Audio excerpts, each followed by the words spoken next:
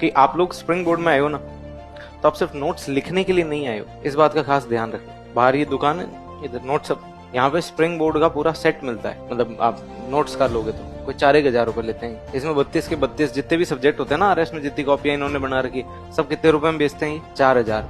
आपकी फीस कितनी है? 1,12,000। इंपॉर्टेंस किसकी है? हमारे बोलने की, आपके सुनने की। तो आपका पूरा फोकस किस पे होना चाहिए कि बोल क्या रहा है याद, मुझे ये सुनना है। क्योंकि नोट्स लिखे हुए तो खूब है, मार्केट में किताबों की कमी थोड़ी है। तो आपकी फर्स्ट प्रायोरिटी आपको ध्यान रखनी है। आप कोचिंग में आए हो तो आपकी प्रायोरिटी क्या है कि आपको पूरे कंसंट्रेशन से सुनना है। नोट्स बनते रहेंगे, नहीं बनेंगे तो बाहर जाके ले लेना, दुकान पे मिलते हैं, 80-100 रुपए की कॉपी मिलेगी। फीस 1,12,000। किस चीज की दी है? क्लास में बैठने की, सुनने की, क्लास की अंडरस्टैंडिंग विकसित करने की। क्योंकि जो आरपीएससी के आरएस के पेपर्स आ रहे हैं वो क्लास की अंडरस्टैंडिंग से सॉल्व होते हैं। सिविल सर्विसेज है ये, आपकी अंडरस्टैंडिंग विकसित होनी चाहिए। आप किसी के लिखे हुए आदेश मानने के लिए नहीं जा रहे हो। आप किसी को लिख करके आदेश दोगे कि भाई तू ऐसे काम कर। आप डिप्टी बनोगे तो आप कांस्टेबल को आदेश दोगे। आप एसडीएम बन के जा रहे हो तो आप अपने अधीनस्थों को क्या दोगे? ऑर्डर्स दोगे।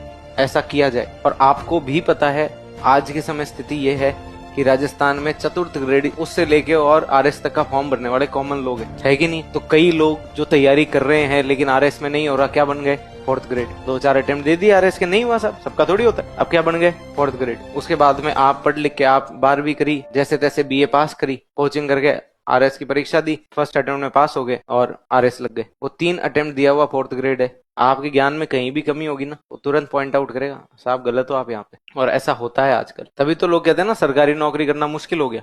मुश्किल क्यों हो गया? कि पहले के जमाने बीत गए जब जो कांस्टेबल है या फिर जो एलडीसी यूडीसी है वो 10वीं पास आते थे। आजकल एलडीसी यूडीसी पीएचडी किए हुए, जबकि एसडीएम साहब क्या है? बीए पास, ओपन कैटेगरी से, ओपन से बीए पास करके आए। अब उनको मात्राएं पूरी लिखनी नहीं आती।